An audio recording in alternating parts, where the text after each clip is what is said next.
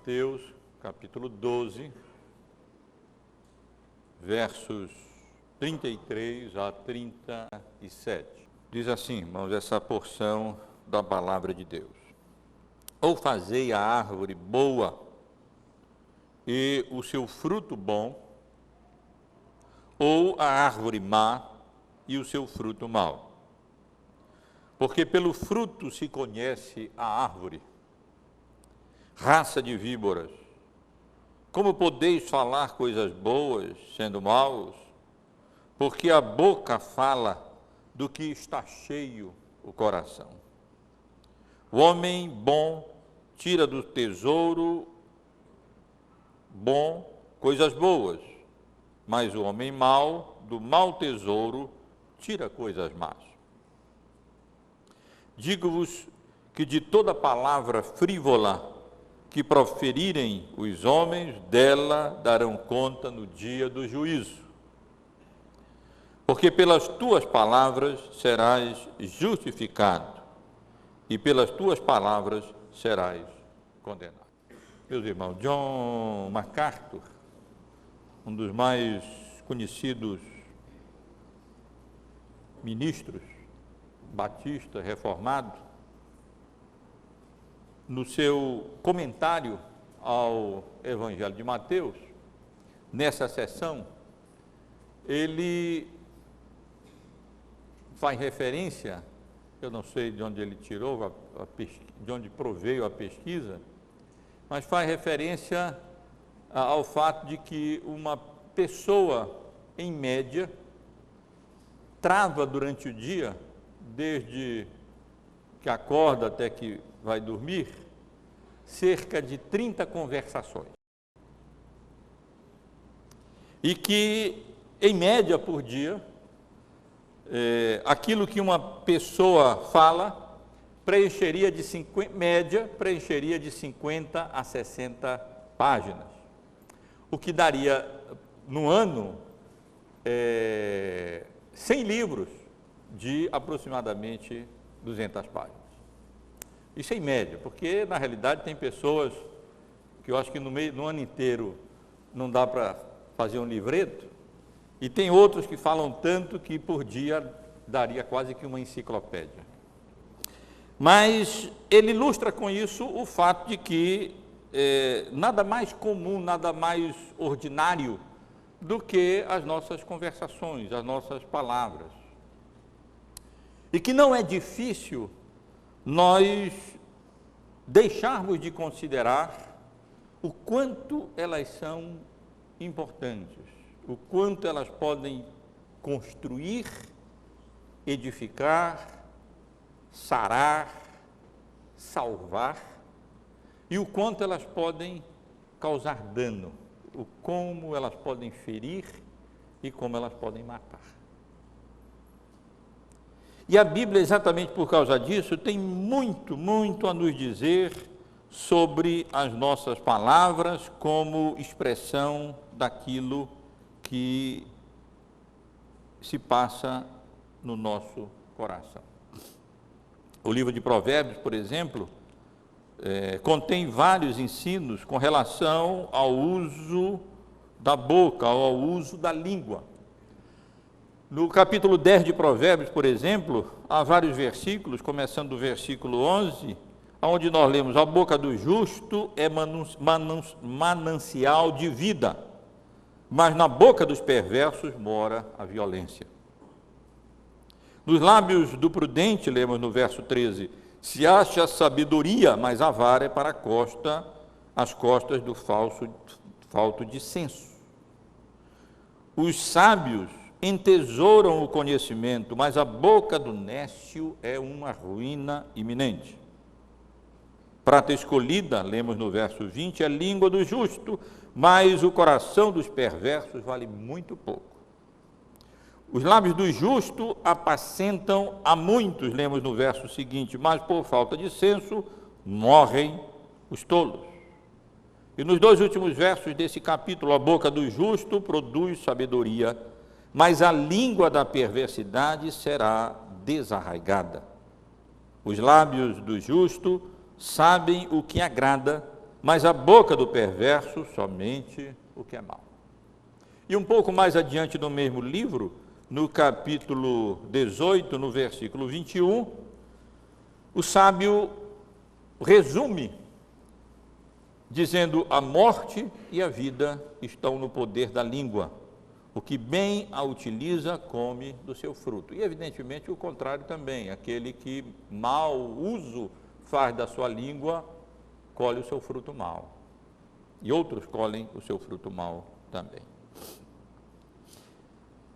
De acordo com isso, o apóstolo Paulo, na sua passagem conhecida na carta aos Romanos, no capítulo 3, onde ele resume a pecaminosidade universal, depois de declarar que não é justo nenhum sequer, que os entendimentos foram corrompidos pelo pecado, não há quem entenda, a vontade também, não há quem busque a Deus, que todos se extraviaram, a uma se fizeram inúteis, e não há quem faça o bem, não há nenhum sequer. Ele chama a atenção para os pecados da língua, os pecados da boca. A garganta deles é sepulcro aberto, com a língua urdem engano, veneno de víbora está nos seus lábios, a boca eles a têm cheia de amargura, de maldição e de amargura. Mas talvez um dos autores bíblicos que melhor trate desta questão é exatamente Tiago. E na sua carta, Tiago ressalta que tão importante é a língua, esse pequeno órgão do corpo, que ele a compara ao freio na boca de cavalo, como aquele pequeno freio pode dirigir um cavalo. Compara com o leme de um navio, aquele tão pequenino que governa todo o navio, e com uma fagulha em brasa que pode causar enormes incendios e causar grandes prejuízos. E conclui dizendo que se alguém não tropeça no falar, é perfeito varão, capaz de refrear também todo o corpo. E se desejássemos, irmãos e irmãs, nós poderíamos ler aqui dezenas de outras passagens bíblicas que tratam da questão da língua, especialmente como expressão daquilo que existe no nosso coração. Exatamente por ser um assunto tão relevante, tão significativo e tão importante. E a passagem que lemos hoje é uma dessas passagens preciosas, importantes, na qual o Senhor Jesus aborda esse assunto, ilustra, e por meio de metáforas, ele lança luz sobre não apenas sobre as nossas palavras, mas sobre a própria natureza humana revelada pelas nossas palavras. Os irmãos têm acompanhado a nossa exposição do Evangelho de Mateus, estamos considerando a sessão que inicia no capítulo 11 e vai até o final do capítulo 12, onde Mateus registra várias reações negativas, crescentemente negativas, à pregação, aos milagres e ao ministério do Senhor Jesus. E nos últimos domingos nós temos considerado essas reações. E no domingo passado, vimos como a hostilidade crescente dos fariseus chegou ao ponto deles atribuírem um milagre que o Senhor Jesus havia realizado ao próprio Beelzebu, o principal dos demônios, blasfemando, na realidade, não apenas contra o Senhor Jesus, mas contra o Espírito Santo, através do qual essas obras de Jesus vinham sendo realizadas. E tivemos a oportunidade de considerar aqui, no domingo passado, não apenas essa hostilidade crescente dos fariseus, mas a resposta de Jesus e a sua advertência contra o pecado sem perdão, a blasfêmia contra o Espírito Santo, a obstinação determinada contra o Evangelho, hostil ao Evangelho, quando especialmente aqueles fariseus vinham rejeitando, apesar de todas as oportunidades que eles tinham, Jesus havia concedido a eles, vinham rejeitando deliberadamente, insistentemente, crescentemente o Evangelho e se opondo mais e mais com hostilidade ao Senhor Jesus Cristo. E o nosso texto é uma continuação da passagem que nós consideramos aqui no domingo passado. Podemos imaginar aquelas pessoas ali presentes se perguntando o porquê os fariseus, que eles tinham como pessoas altamente religiosas e santificadas e espirituais, porque eles estavam atribuindo a Satanás o ato de misericórdia e gracioso que o Senhor Jesus havia realizado, curando aquele homem de uma condição tão terrível, cego, mudo, endemoninhado. E o nosso texto contém a explicação de Jesus. Em outras palavras, ele diz que o problema está no coração, a sede da alma. E por meio de pequenas parábolas, 3 pequenas parábolas ou metáforas, acerca da relação entre as nossas palavras e a natureza, a nossa natureza, o Senhor Jesus responde àquela questão que certamente estava no ar. Porque que os fariseus estavam atribuindo a Beelzebu, o maioral dos demônios, um ato de tamanha misericórdia, uma expressão de imensa bondade, poder e graça da parte do nosso Senhor, da parte do nosso Salvador.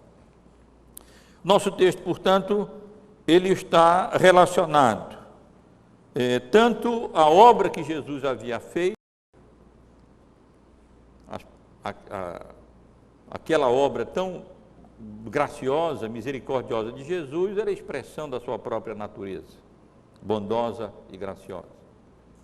E as palavras malignas, blasfemas dos fariseus, nada mais era do que a expressão do coração iníquo, do coração perverso, da natureza pecaminosa, do estado de pecado e de corrupção e depravação em que eles, não obstante a reputação favorável que tinha, se encontravam.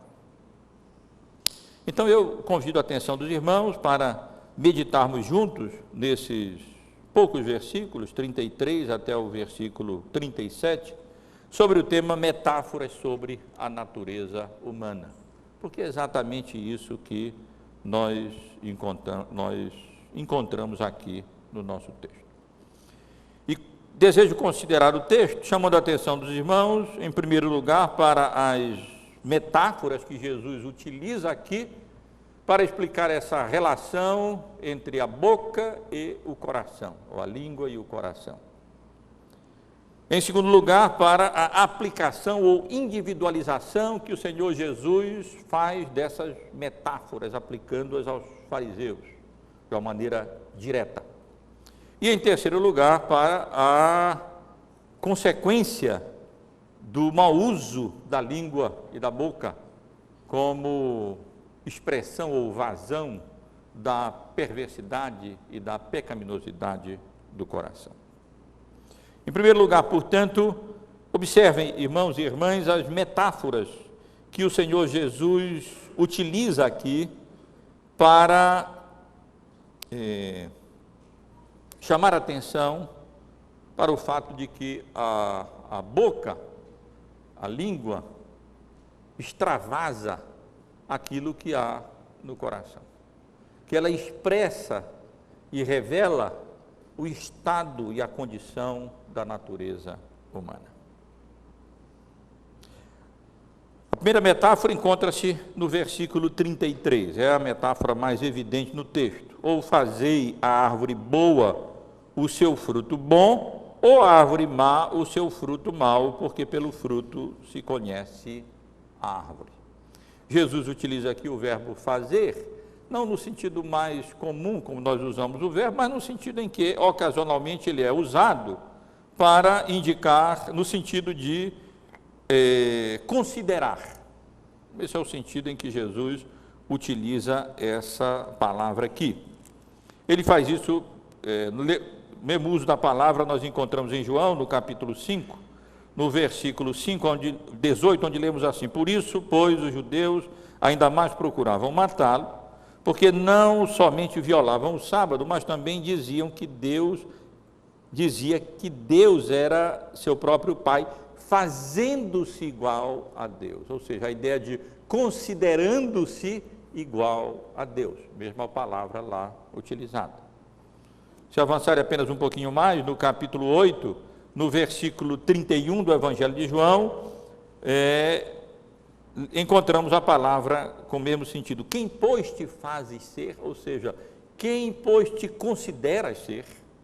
E é nesse sentido que Jesus utiliza a palavra aqui, um pouco estranha para nós, ou fazei a árvore boa o seu fruto bom, ou a árvore má e o seu fruto mau, porque pelos seus frutos se conhece a árvore. A ideia é, ou considerai a árvore boa e seu fruto bom, ou a árvore má e o seu fruto mau. E aqui, portanto, Jesus chama a atenção para o fato que há uma correspondência evidente entre o fruto e a árvore. Ou seja, se o fruto é mau, isso significa que a árvore é má. Se o fruto é azedo, é porque tem alguma coisa com a árvore. Ou se os frutos são bichados, é porque a árvore também ela não está boa, porque senão não produziria esse tipo de fruto. Se a árvore fosse saudável, se ela estivesse em perfeito estado, então ela produziria um fruto saudável, ela produziria um fruto bom. Então Jesus, chamando a atenção para um fato corriqueiro e ordinário, ele compara essa relação entre a boca e o coração, entre as palavras e o estado da alma, ao fruto, a relação entre o fruto e a árvore. Ou a árvore é boa e produz fruto bom, ou a árvore é má e produz fruto mau. O que não pode é uma árvore boa produzir fruto mau e uma árvore má produzir fruto bom. Portanto, quando aquelas pessoas estavam ouvindo os fariseus, tidos por homens espirituais, homens religiosos, atribuindo a Satanás aquela boa obra que Jesus estava realizando, a indicação é clara. Eles estavam denunciando a própria condição do coração deles, pecaminoso, corrupto e pervertido. Por isso, aquelas palavras tão blasfemas, oriundas da boca daqueles fariseus. Mas Jesus não se dá por satisfeito e, embora não tão transparente no texto, no versículo 14, versículo 34, na segunda parte, ele faz uso de uma outra metáfora quando diz, porque a boca fala do que está cheio o coração. A palavra aqui traduzida por cheio, na língua original, dá a ideia de transbordando. E chama atenção para uma fonte que transborda. Vamos imaginar aqui uma caixa d'água, a bomba a válvula não funciona e ela simplesmente transborda a água pelo ladrão. Mas a ideia mesmo original é a ideia de uma fonte tão cheia de água que ela transborda e não pode fazer outra coisa senão dar curso a um riacho, um córrego, a um rio que brota daquela fonte que extravasa. E Jesus disse, portanto, que a boca extravasa, como se fosse um ladrão de uma caixa d'água, aquilo que está cheio o coração. Aquilo que da alma está cheio, da mente está cheio, especialmente do coração, o âmago, o cerne da alma humana está transbordando, está repleto, ele não pode senão extravasar e então sair pela boca e pelos lábios, expressar com o lábio a iniquidade, a impiedade e a maldade que se encontra num coração pecador. E aqui Jesus está dizendo que se a fonte, portanto, é contaminada, o córrego que dela vem, não tem jeito, ele será contaminado. E apenas o sal ou o cloro da graça justificadora e regeneradora de Deus pode purificar o coração, a natureza depravada de um coração humano, de tal maneira que o córrego, as palavras, passem a ser limpas e puras, refletindo assim o estado regenerado, justificado e purificado da fonte do coração.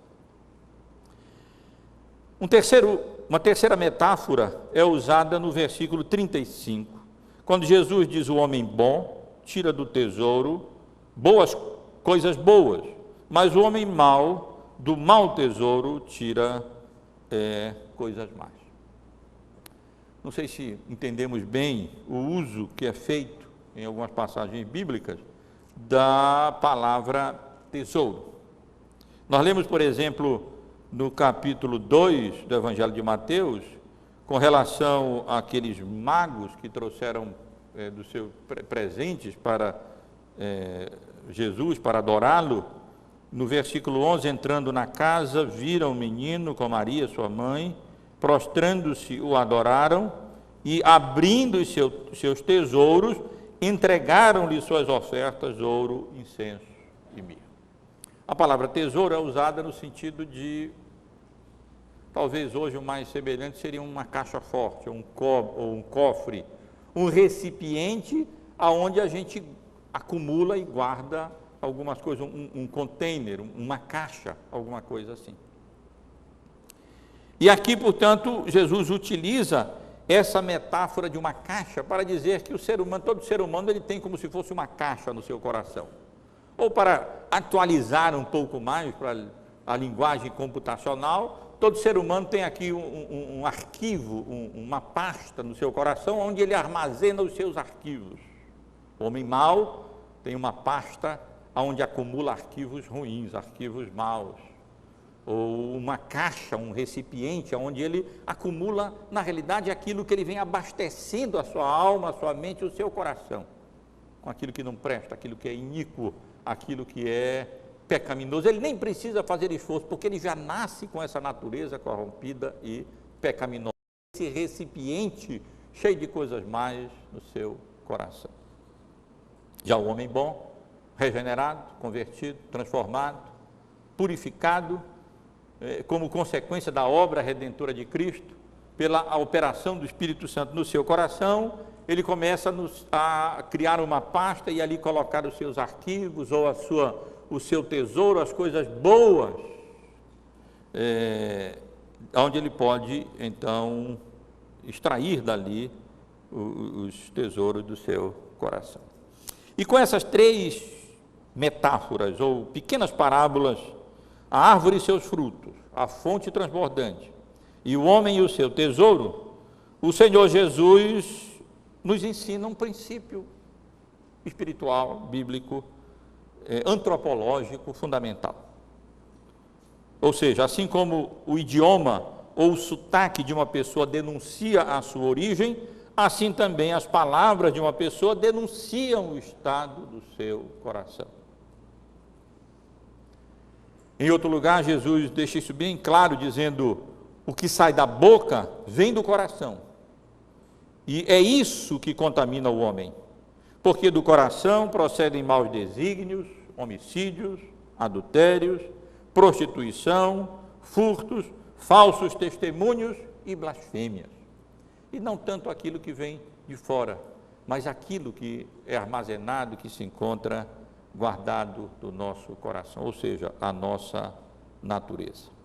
Portanto, purifique-se o coração e o resultado será lábios puros e vidas puras. E a não ser que o coração seja transformado, a vida jamais será realmente mudada ou reformada. A nossa preocupação maior, portanto, deve estar não tanto naquilo que parecemos ser, nas nossas palavras, mas naquilo que nós somos no coração. Porque se a fonte for limpa, o córrego será limpo. Se o tesouro for bom, o resultado será bom. Se a árvore for boa, o seu fruto naturalmente e necessariamente será bom. Mas o Senhor Jesus avança, meus irmãos, e após fazer referência de forma muito apropriada a essas metáforas sobre as palavras como expressão daquilo que há no coração, digo apropriadas porque as piores palavras acabaram de ser pronunciadas, acusando Jesus de ser um agente do maligno, um agente de Satanás. Ele então aplica o seu princípio diretamente a quem ele, de forma imediata, tinha em mente, ou seja, aos fariseus. Ele como que individualiza e particulariza, e então aplica a ele, na primeira parte do versículo 34, dizendo: raça de víboras, como podeis fazer coisas boas sendo maus? Raças de víboras. Para aqueles que desejam um Salvador, que apenas fale de amor, nunca diga nada negativo e não confronte as pessoas com seus pecados, terão dificuldade em compreender as palavras de Jesus aqui, endereçada aos fariseus, raça de víboras. Assim como João Batista tinha chamado os fariseus, os saduceus, que a ele vinham de forma hipócrita para receber o batismo de arrependimento sem se arrependerem dos seus pecados, de raça de víboras. E como Jesus chamaria ainda de raça de víboras, naqueles ais contra os fariseus, ele aqui se dirige àquelas pessoas que eram consideradas raças de santos, raça de religiosos, raças de espirituais, de raça de víboras, de forma clara e direta, confrontando-os assim, não com aparência, mas com a fonte, com a árvore, com o recipiente, o container pecaminoso, depravado e hipócrita e corrompido daquela classe de pessoas. E Jesus os chama assim, porque os fariseus eram, na realidade, semelhantes a víboras, uma palavra genérica para serpentes venenosas, normalmente utilizada ali naquele contexto no Oriente. E não é à toa que Jesus chame os fariseus de raça de víboras, porque assim como as víboras, eles eram ardilosos, eles eram enganosos, eles eram venenosos, eles eram mortais. Com as palavras deles, eles afastavam as pessoas de Cristo. Eles rodeavam o mundo em turma para fazer prosélitos e aí os tornavam piores do que eles eram antes, tornando-os hipócritas, semelhantes a eles próprios. E assim, eles com as suas palavras sedutoras e enganosas e astutas, eles como víboras estavam fazendo vítimas às pessoas, afastando-as de Cristo, afastando-as do caminho da salvação, mantendo-as num caminho da perdição.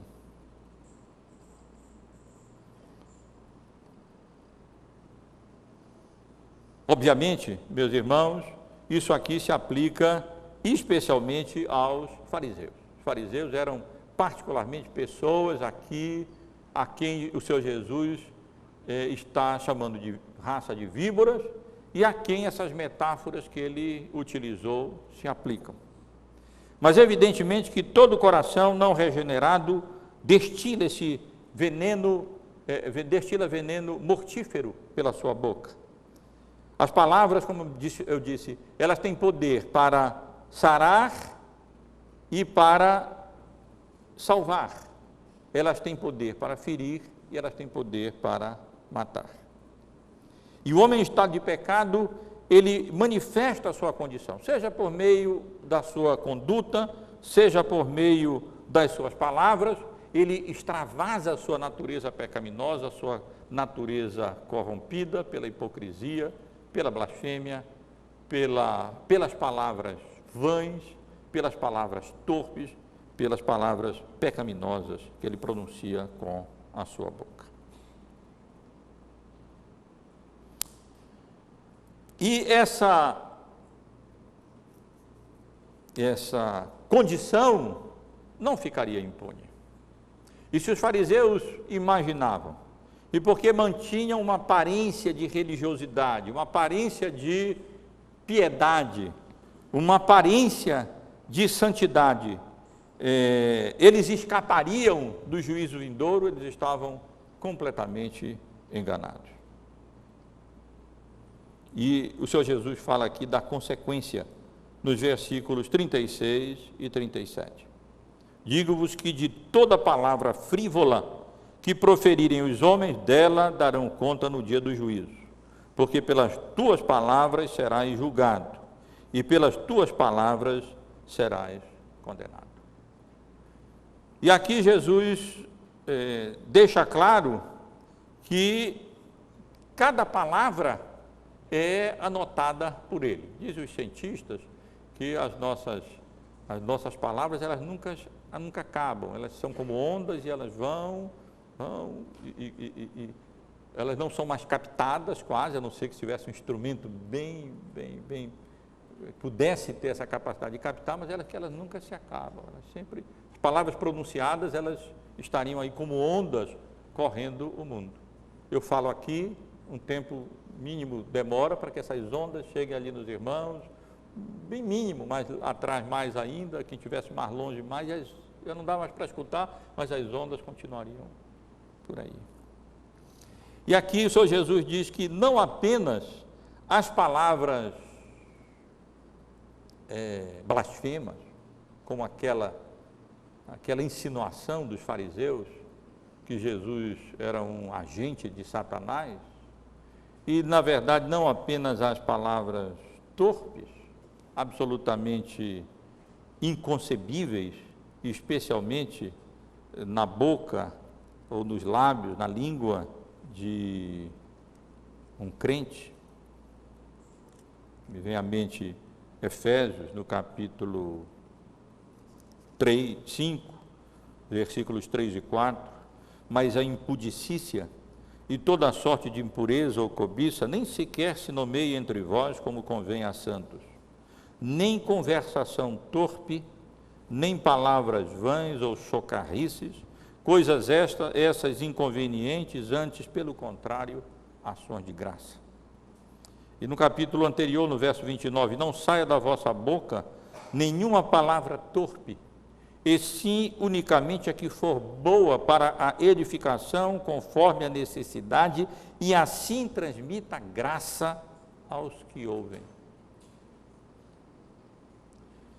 Portanto, Jesus diz aqui que não apenas palavras blasfemas, mas palavras que não devem sequer, jamais ser encontradas nos lábios de um santo, de um crente, mas palavras vãs, elas são registradas por Deus. Digo-vos que de toda palavra frívola, vã, inútil, impensada, irrefletida, que não transmite graça, que não contribui para a edificação dos ouvintes, elas são como que anotadas, e delas o homem dará conta no dia do juízo. Evidentemente que, e louvado seja Deus por isso, as nossas palavras vãs foram perdoadas pelo sangue do Cordeiro. senão quem de nós resistiria? Não apenas aos nossos atos iníquos, mas às nossas palavras impensadas, fúteis, ou mesmo blasfemas, ou ainda torpes, elas foram lavadas e purificadas no sangue do Cordeiro. Caso contrário, nós seríamos também condenados. Mas o Senhor Jesus vai mais longe e declara aquilo que a gente precisa explicar, que não apenas daremos conta no dia do juízo, mas pelas tuas palavras serás justificado e pelas tuas palavras serás condenado. Evidentemente que ninguém é condenado, ou melhor dizendo, ninguém é salvo ou justificado nem por atos de justiça, nem por palavras de justiça. O homem é salvo pela misericórdia e pela graça regeneradora, justificadora e purificadora de Deus através da obra redentora de Cristo na cruz do Calvário. E o homem é condenado por causa da sua natureza vil, corrompida, pecaminosa, pela sua própria natureza degenerada, seu caráter impuro, pela sua própria iniquidade, impiedade e culpa. Mas visto que as palavras refletem o estado do coração, elas serão usadas como evidências legítimas no tribunal de Deus, tanto para a condenação como para a justificação. Porque assim como frutos maus indicam árvores más, frutos bons indicam árvores boas. Como há palavras boas, elas são extraídas de um bom arquivo, ou tesouro, ou recipiente, ou caixa no coração. E correntes boas são frutos de fontes boas, e correntes contaminadas são frutos de fontes contaminadas. Assim, as nossas palavras denunciam o estado e a condição do nosso coração. Se corrompido, se pecaminoso, se depravado, se em estado de pecado, porque ainda não foi regenerado e não foi purificado pelo sangue do Cordeiro. Ou se já lavado, justificado, tornado puro pelo sangue precioso do nosso Salvador. A aplicação aqui, meus irmãos, quão prescrutadoras são essas palavras para nós. E quem nos livraria da condenação, uma vez que as nossas palavras são levadas em conta no juízo de Deus? Somente o sangue de Cristo nos purifica de toda palavra vã, de toda palavra torpe, de toda palavra iníqua, de toda palavra danosa, venenosa, mortífera, que sai da nossa boca, que sai da nossa língua.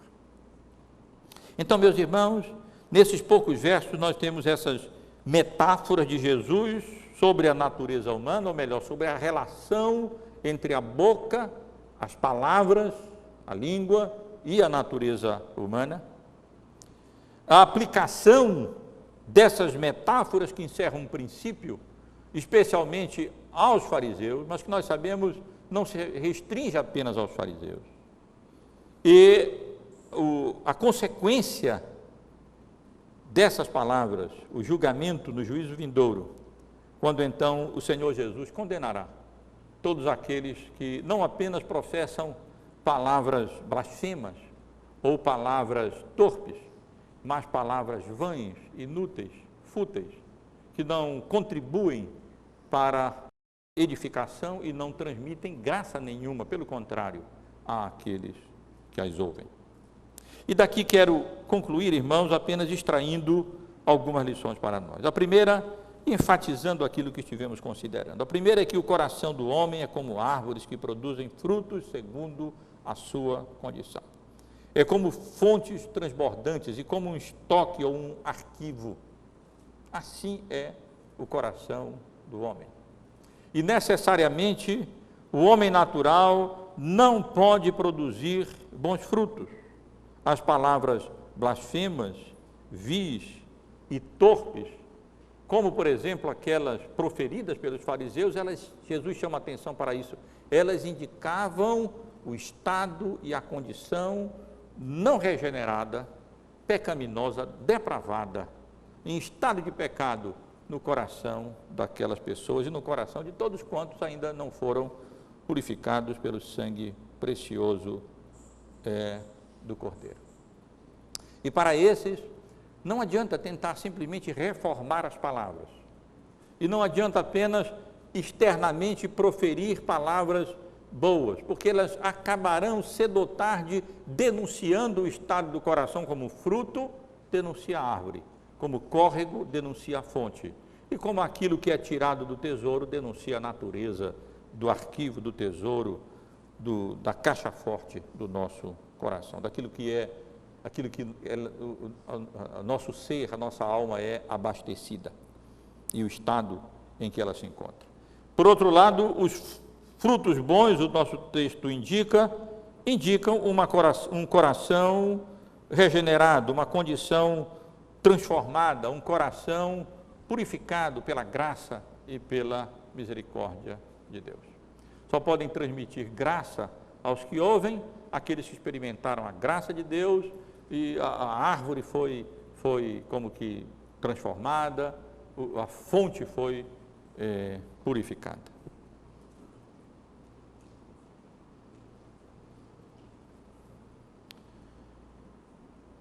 Além de revelar o estado do coração, as nossas palavras são importantes, porque elas podem fazer bem ou podem fazer mal.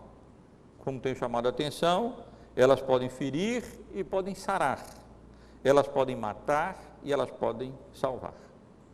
Não é à toa que Satanás é chamado de o mentiroso, e nem menos significativo é o fato de que Jesus é o verbo de Deus, a palavra de Deus, e que Deus escolheu exatamente a palavra como instrumento para a conversão dos perdidos e para a promoção do seu reino e para o louvor e honra e a glória do seu nome, a pregação do Evangelho. Portanto, mesmo nós que fomos pela graça de Deus regenerados, mesmo nós que fomos feitos novas criaturas, que tivemos a nossa fonte purificada, uma vez que ainda temos um coração pecador, uma natureza pecaminosa, devemos ser cautelosos e cuidadosos com o uso que nós fazemos com a nossa língua. Não é porque a fonte foi purificada que no correr do córrego ele não possa ser contaminado pela iniquidade, pela transgressão, pelo pecado. E, portanto, mesmo nós que fomos lavados no sangue do Cordeiro, temos que tomar cuidado para que a fonte não seja contaminada e a nossa língua não expresse aquilo que não deve expressar, para que a árvore não seja deturpada e ela então não produza frutos maus. Por isso devemos considerar atentamente a exortação do apóstolo Paulo, quando ele diz: a vossa palavra seja sempre agradável, temperada com sal, para saberdes como deveis responder a cada um. E que elas devem transmitir graça àqueles que nos ouvem. O que significa que nós devemos refletir muito antes de falar. Devemos ser tardios para falar mesmo, no sentido de refletir, de parar, de pensar. Essas palavras vão transmitir graça aos ouvintes? Elas vão ser boas, elas vão de alguma maneira edificar, seja repreendendo, seja corrigindo, seja exortando, seja até chamando raça de víboras, quando necessário for, como Jesus chamou. Mas sempre verdadeira, sempre verídica, sempre como instrumento da verdade de Deus e da graça de Deus. Por isso mesmo nós regenerados devemos, como salmista, orar: põe guarda, Senhor, a minha boca, vigia a porta dos meus lábios. Salmo 141, versículo 3. Essa deve ser a nossa oração. Senhor, põe um guarda na porta da minha boca. Vigia os meus lábios, para que eles não pronunciem nem blasfêmias, nem palavras torpes, nem palavras vãs, tolas, fúteis, que não se perderão no vazio e não edificarão nada. Mas que delas daremos conta no dia do juízo. E não apenas orar como salmista, mas determinar como salmista: guardarei os meus caminhos para não pecar com a língua. Salmo 39, versículo 1. Não apenas orar pedindo que o Senhor guarde a nossa língua, para que ela não venha a proferir palavras torpes, palavras vãs, palavras ferinas, palavras dolosas, palavras fúteis, palavras vãs, mas nos empenharmos para com a graça de Deus, guardar os caminhos para não pecarmos com a nossa boca, com a nossa língua, com as nossas palavras. E para finalizar, apenas uma palavra para aqueles que ainda não experimentaram o lavar regenerador do Espírito Santo. Não há como santificar a língua sem santificar o coração. Não há como tornar os frutos bons, a não ser que a árvore seja tornada boa. Não há como fazer um córrego bom enquanto a fonte estiver contaminada. E não há como tirar coisas boas de um tesouro corrompido, pecaminoso e contaminado ali guardado no coração. Apenas o sangue do Cordeiro, a obra salvadora de Cristo, regeneradora, purificadora, santificadora, pode, como sal ou como cloro, purificar a fonte e transformar a árvore e lavar o nosso tesouro, de tal forma que os frutos sejam bons, o córrego seja puro e do coração sejam extraídas coisas boas para edificação, para o louvor e para a honra e glória do nosso Salvador. Que Deus nos abençoe, meus irmãos e irmãs em Cristo, e não tentemos apenas de forma moral ou moralista reformar a língua, mas sim transformar o coração. Porque se a fonte não for boa, esse é o ensino de Jesus, o córrego jamais o será. E se a árvore não for boa, o fruto também jamais será. Que Deus nos abençoe.